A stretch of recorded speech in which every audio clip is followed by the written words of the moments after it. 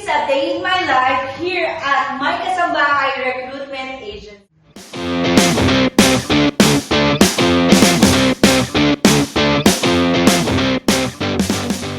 Hi mga sis! Isang magandang bagong araw na naman dito sa My Kasambahay. So ayan, ako nga pala si Ma'am JP.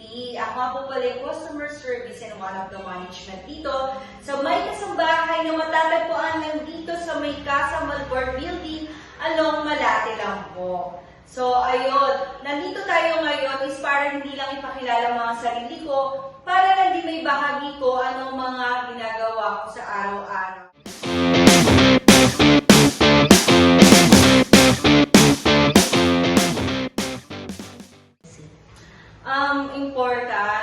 Importante sa akin itong pagiging CSR ko kasi dito nabibigyan natin ng solusyon ang bawat problema ng isang client and ng isang aplikante. So itong pagiging CSR ko is hindi ko naman sinasabing mahirap, hindi ko rin naman sinasabing ganun kadali. Ang sikreto dyan is dapat masaya ka lang at alam mo yung ginagawa mo.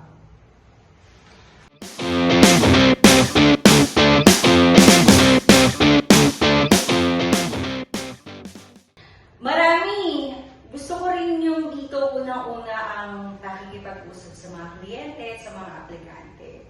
So, lalo na kapag halimbawa, syempre minsan may mga part din na nakakalungkot din lalo na pag may mga problema sila.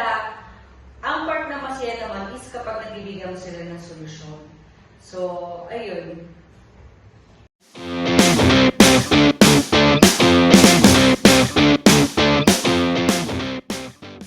Sa mga rude. Okay, paano ko ba sila nahahandle? Kasi sa akin minsan natatawanan din ako sa kanila. Kasi rude din ako eh. Charot. Hindi. Ayun. Yung mga ganun naman kasi maiintindihan natin dapat sila kung bakit ganun sila. Kasi minsan ilagay natin yung sitwasyon natin sa kanila, di ba? Pero syempre, may mga solusyon din na. Dapat balance din tayo. Dapat dalawa din sila kinakausap natin. Si employer at saka si applicant. Syempre, hindi naman tayo dapat na one-sided lang. So, ayun. Halimbawang magmura sila. Minsan, naranasan ko na yan. Mga sis, naranasan ko na yun na minsan may nagbabanta pa ng buhay ko. Mga ganun. Totoo yun. Pero, siguro naiintindihan ko rin sila sa napagdaanan nila sa aplikante. Pero at the end of the day, maaayos din naman ang lahat. So, ayun. Nakakainis, pero andun pa rin yung at the end of the day, masaya pa rin tayong uuwi sa ating family at masaya pa rin tayong lalabas ng opisina. So, ayun.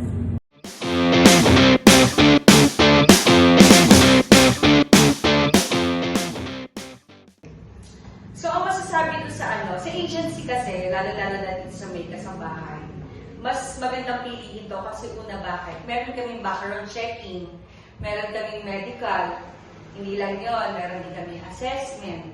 So, ayun, hindi kami nagtitraining kasi, bakit? Kasi, once na nag-training po kami dito, kung halimbawa isang aplikante, ganun yung character nila, ganun na rin talaga yung character nila. Pero huwag kayong mag-alala, mga mama, sa mga baka mamay may employer na nanonood dito. Huwag kayong mag-alala kasi maayos naman po kami magbigay dito. So maayos din kami makakausap once na mayroon kayong mga problema.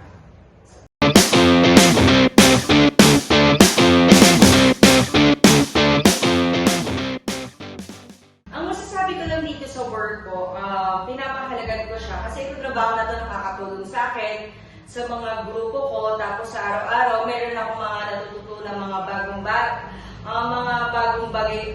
bago sa mga bagay-bagay. So, ayun. Minsan talaga, masaya naman kasi kahit pa paano may naambag ako dito. Hindi ko naman sinabing wala akong ambag.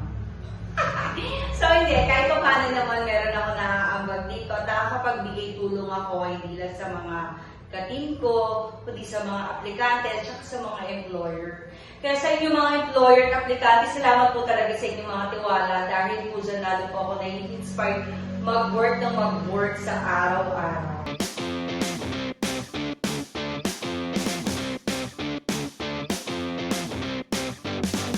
Sa mga aplikante, lalo-lalo sa kliyente namin ito naghahanap kayo ng maayos na kasambahay at mapagkakatiwalaan